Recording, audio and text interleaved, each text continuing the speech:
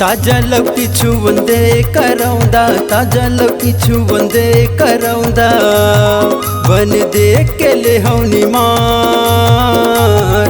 भाव काहे मरारिन वो आए हम मुंगेली के बाजार। भाव काहे मरारिन वो आए हम मुंगेली के बाजार। इति बुद्धि छन देख न तेगा, इति बुद्धि छन देख न तेगा, ले लेना छाटनी मार।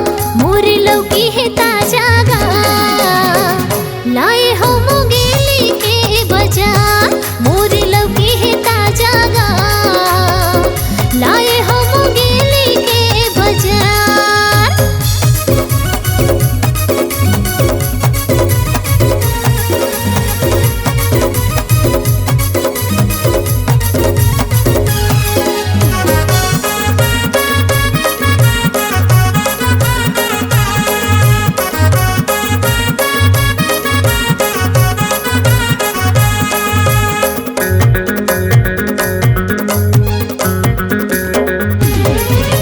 धनिया मिर्चा रखे मरारी दूर करेला मखास है।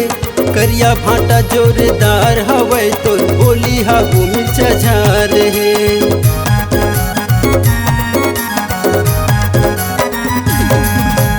हर बाजार के तैहर ले भैया, थोड़ा कर ले इंतजार का। तौले के ला निकालन तो दे, फिर कर ले बेमोल भावगा। तौले के ला निकालन तो दे, फिर कर ले बेमोल भावगा। नहीं करहूँ उधारिक झमेला, नहीं करहूँ उधारिक झमेला, पूरा करिया तोर हिसाब।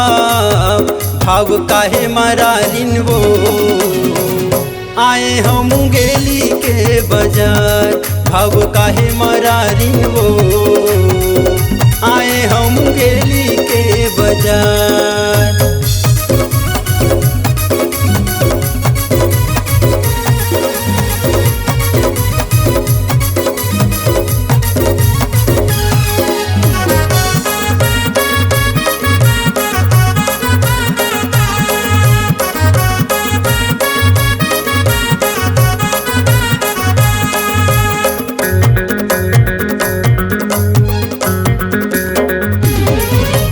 गोभी के तोरे बात अलग है, भुंजिया में आलू साग है।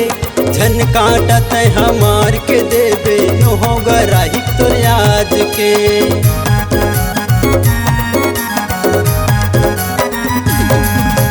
बड़ी लकर्रा नहु हवसगा, कहना ला मोर मान ले। आगू पीछू करा खड़े है, पाछू दे दे हूँ उधार रे। आगू पीछू करा खड़े है, पाछू दे दे हूँ उधार रे। नहीं लागिस है दया तोला, नहीं लागिस है माया तोला, पूरा करिया तोर हिसाब। भाव काहे मरारिन वो आए हम मुंगेली के बाजार। भाव काहे मरारिन वो आए हम मुंगेली के बाजार। मोर लौकी है ताजा गा, लाए हो मुंगेली के बाजार। भाव काहे मरारिन वो आए हम मुंगेली के बाजार।